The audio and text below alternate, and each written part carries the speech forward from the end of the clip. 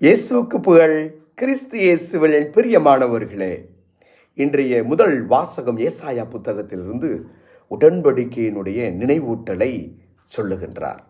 தந்தையாகிய கடவுள் நம்மோடு ஒரு உடன்படிக்கையை செய்து கொண்டார். முதலில் அவர் உடன்படிக்கை செய்து கொண்டது, நான் உங்கள் தந்தையாக கடவுளாக இருப்பேன், நீங்கள் என் மக்களாக இருப்பீர்கள்.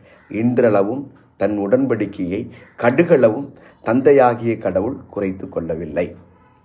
இன்றைக்கு மீண்டும் ஒரு நல்ல ஒரு காரியத்தை பார்க்கிறோம். நற்செய்தியில் தந்தையாகிய கடவுளுக்கும் தம் ஆண்டவராகிய இயேசு கிறிஸ்துவுக்கும் உள்ள நெருங்கிய உறவை பார்க்கிறோம்.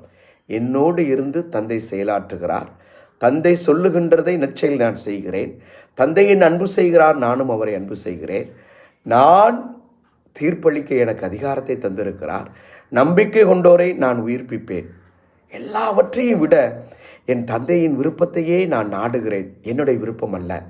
தந்தையின் விருப்பத்தை நிறைவேற்றுவதே என் உணவு என்று கூட நான் யோவான் நற்செய்தியில் படிக்கிறோம். இந்த வசனங்களை எல்லாம் விட இன்று சக்தி என்னை ஆழமாக தொட்ட ஒரு வார்த்தையை உங்களோடு பகிர்ந்து கொள்ள விரும்புகிறேன். அந்த வார்த்தை இதுதான்: தாம் விரும்பியவர்களை அவர் வாழ வைக்கிறார். தாம் விரும்பியவர்களை வாழ வைக்கிறார்.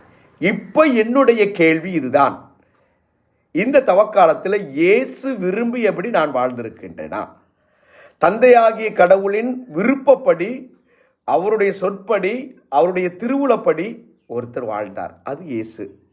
ஆனால் இயேசு கிறிஸ்துவை போல நாம் அவருடைய விருப்பத்திற்கு இணங்க வாழ்கின்றோமா? இந்த விருப்பம்தான் நாம் அவருடைய பிள்ளைகளாக மாறுவோம். இனிமையாவது இயேசுவின் விருப்பத்திற்கு ஏற்றவர்களாக வாழ்ந்து அவருடைய அரசுரிமையை தமதாக்கி கொள்வோமா? இது தவக்காலம் அதற்கு தான் அழைக்கிறது. God plus.